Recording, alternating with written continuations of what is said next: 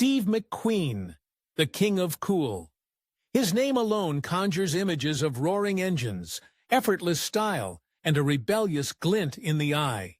But behind the legend, he was a father. What was it like growing up as Terry and Chad McQueen, children of one of the biggest movie stars on the planet? From film sets and fast cars to personal triumphs and heartbreaking tragedies, their stories are about forging identities in the colossal shadow of a legend. Number 2. Terry McQueen. Born on June 5, 1959, right in Los Angeles as her dad's star was taking off. Poignantly, she was named after him. Steve's given first name was Terrence, forging an immediate deep link. Her mother was the talented actress and dancer, Neela Adams. Growing up, McQueen was a whirlwind. Steve's own childhood was incredibly tough, abandoned by his father, with a mother who struggled with alcoholism. He was largely raised by relatives. This likely fueled his famous rebellious streak and his complex personality.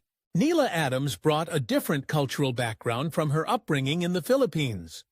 Their marriage from 1956 to 1972 was passionate but notoriously difficult, eventually ending in divorce. Steve's womanizing was a major issue.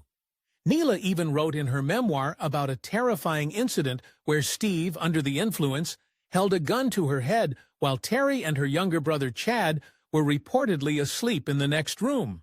While they might not have witnessed that exact moment, that kind of volatility in the home undoubtedly cast a long shadow. Despite the turmoil, Neela was a rock, and Steve, in his own way, seemed determined to give his kids experiences he never had.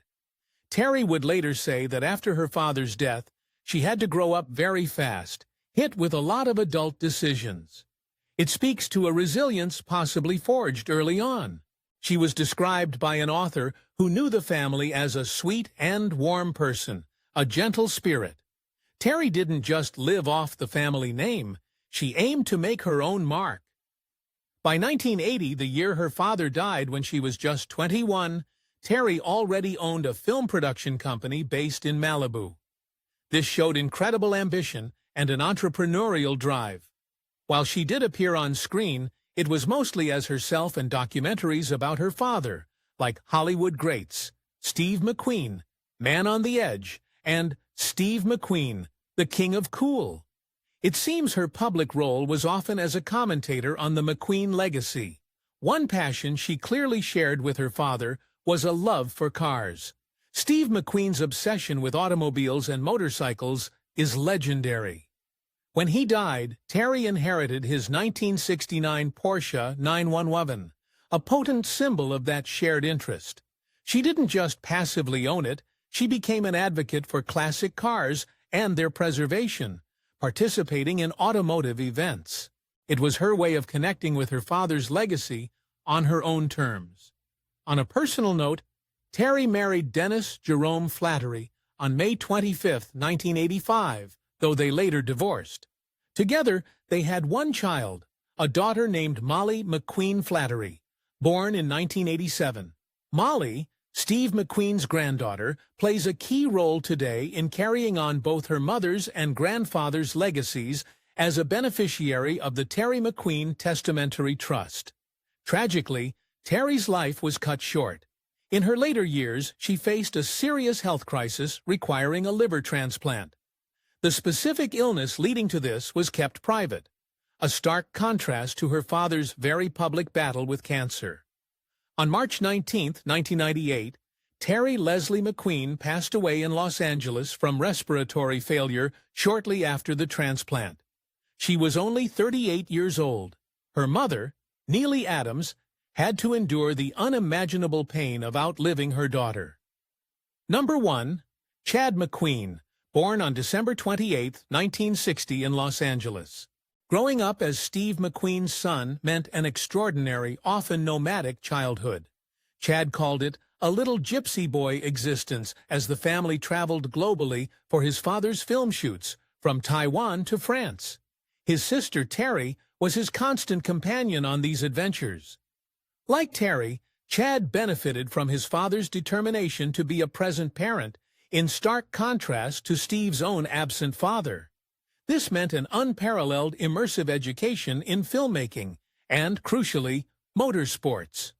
The racing bug bit Chad early and hard.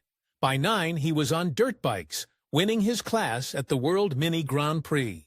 A defining moment was the 1970 filming of his father's passion project, Le Mans. For months, young Chad lived and breathed racing, tearing around on go-karts, and even sitting in his dad's lap in a thundering Porsche 911. Steve wasn't just a bystander.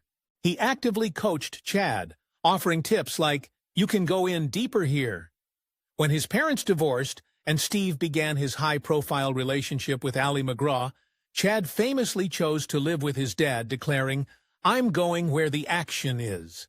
Chad stepped into acting with early roles like the 1978 film Skateboard.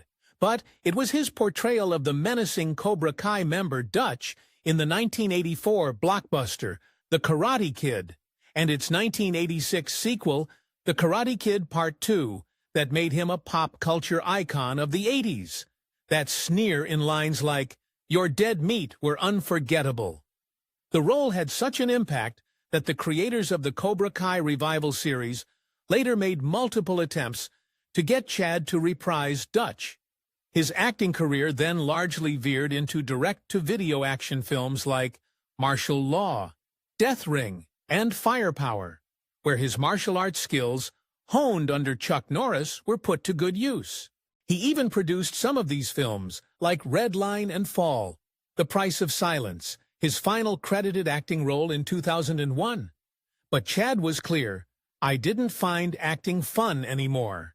He also notably turned down roles and remakes of his father's classics, like The Blob and a TV pilot of Bullet, choosing to sidestep direct comparisons. Racing was his true north. He competed professionally in the Sports Car Club of America, SCCA, tackling motocross, the Baja 1000, and even the prestigious 24 Hours of Daytona. In 2004, he had a great run at the SCCA National Championship runoffs, winning multiple events. But in January 2006, during practice for the Rolex 24 at Daytona, Chad suffered a catastrophic crash. He broke his lower left leg, vertebrae, multiple ribs, punctured a lung, and had critical bleeding on his brain, leading to a 3.5-week coma. His wife, Jeannie Galbraith, advocated for experimental surgery, knowing Chad would rather be dead than paralyzed. The crash ended his professional driving career, though his spirit remained unbroken, even returning to Daytona to thank the medics who saved his life. In January 2010, Chad founded McQueen Racing, LLC. Its mission: develop high-performance custom cars and motorcycles, and preserve his father's incredible automotive legacy. They partnered with companies like Steeda to create limited-edition McQueen F-150s and Mustangs. His son, Chase, and daughter, Madison, are now at the helm of McQueen Racing, carrying that passion forward. Chad was also a dedicated custodian of his father's memory through film. He executive produced the documentaries I Am Steve McQueen 2014 and the acclaimed Steve McQueen, The Man, and Le Mans 2015. The latter was particularly important to Chad, aimed at vindicating his father's artistic vision for the often misunderstood racing epic. Earlier in 2001, he produced and hosted Filming at Speed, the making of the movie Le Mans, winning a Telly Award. He also cherished and maintained some of his father's most iconic cars, including the 1958 Porsche 356, Speedster, Steve's first new car, and the 1969 Porsche 911S that had belonged to Terry. Personally, Chad was married twice, first to Stacia Toten, with whom he had his son, actor Stephen R. McQueen, known for The Vampire Diaries. His second marriage was to Jeannie Galbraith, with whom he had Chase and Madison. He was also a grandfather. Echoing his father's spirit, Chad was deeply involved with the California Boys Republic. a school for troubled youth that Steve credited with turning his own life around. Chad spearheaded the Friends of Steve McQueen car and motorcycle show, raising millions for the institution, a legacy his children now continue. Chadwick Stephen McQueen passed away on September 11, 2024, at his ranch in Palm Desert, California, at age 63. The cause was organ failure, reportedly linked to complications from a fall in 2020 that exacerbated his earlier racing injuries. He was surrounded by his family. Tributes poured in from his children remembering a loving father, to the Cobra Kai creators hailing Dutch as a legend. An episode of Cobra Kai Season 6 was dedicated to his memory, with the fitting tribute, Cobra Kai Never Dies. Both navigated the immense pressures and privileges of their heritage, each finding their own way to honor the McQueen name while writing their own distinct chapters. Their stories are a powerful look at family, resilience, and the enduring echo of a true Hollywood icon.